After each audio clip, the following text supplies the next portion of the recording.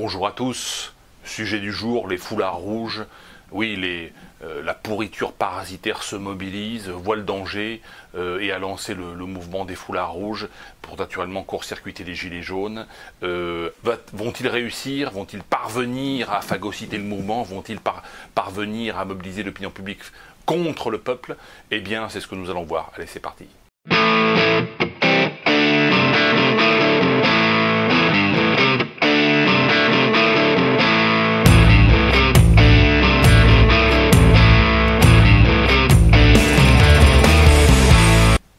Alors les foulards rouges, il y a deux mouvements principaux, un qui vient du Parti communiste, ou plutôt de ce qu'il en reste, de l'extrême gauche, qui est plutôt populaire, syndicaliste, fonctionnaire ou retraité de la fonction publique, et puis il y a un mouvement plutôt petite bourgeoisie, classe moyenne supérieure, macroniste.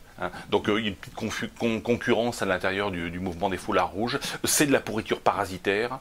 Les parasites sont totalement solidaires les uns des autres. La grande parasitocratie qui contrôle les grands médias, vous voyez sur les plateaux de télévision, les gilets jaunes que l'on interviewe sont tous des baltringues, en réalité sont tous des... Alors quand ils sont bons, on les réinvite plus, et puis quand ils sont mauvais, quand ils sont un peu cucu la praline, eh bien on les invite, on les fait parler, on les ridiculise, comme ça permet de montrer que le mouvement des gilets jaunes, c'est un mouvement grotesque, c'est un mouvement de populos, c'est un mouvement d'abrutis et de buveurs de vin rouge et de fumeurs de clopes, comme disait un célèbre ministre.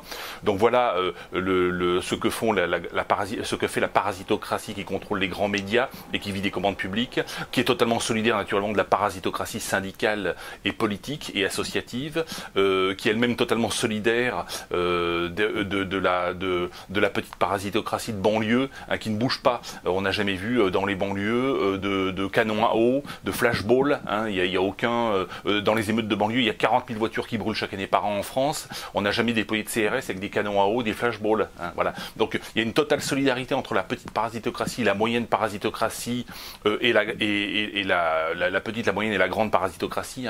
Voilà où on en est. Les foulards rouges entrent dans cette logique-là. C'est un mouvement qui, à mon avis, fera long feu.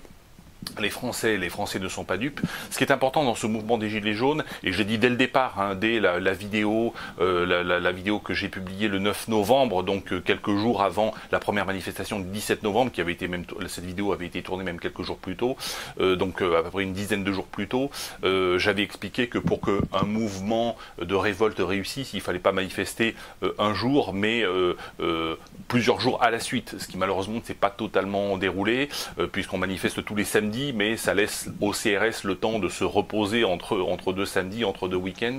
L'idéal dans une révolte, c'est de concentrer les forces sur Paris et concentrer l'effort sur plusieurs jours, samedi, dimanche, mais aussi lundi, mardi, mercredi, et de faire une pression tournante, de façon à faire reculer le pouvoir, de façon à faire reculer la parasitocratie. Le seul bémol qu'on peut mettre sur l'élément parasité, c'est que pas mal de parasités sont heureux de payer des impôts et finalement d'être parasités, c'est toute l'ambiguïté.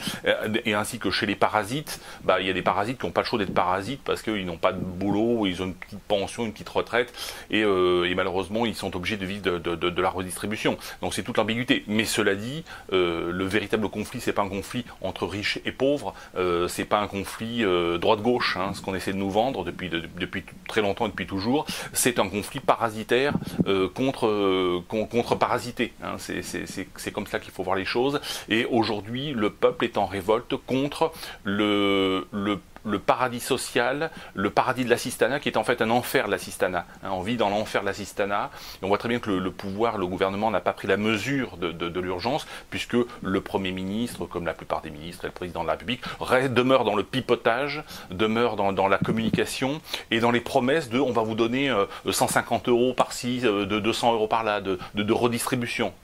Ils n'ont pas compris qu'il fallait au contraire réduire la réglementation et les taxes qui écrasent le peuple et qui empêchent les Français, et les Français et les Francs de manière plus générale, qui sont un peuple courageux et un peuple entreprenant, d'entreprendre, de travailler. Aujourd'hui, on les taxe à mort pour ensuite redistribuer, naturellement. C'est fait pour redistribuer et prendre sa commission au passage. La parasitocratie prend sa commission au passage.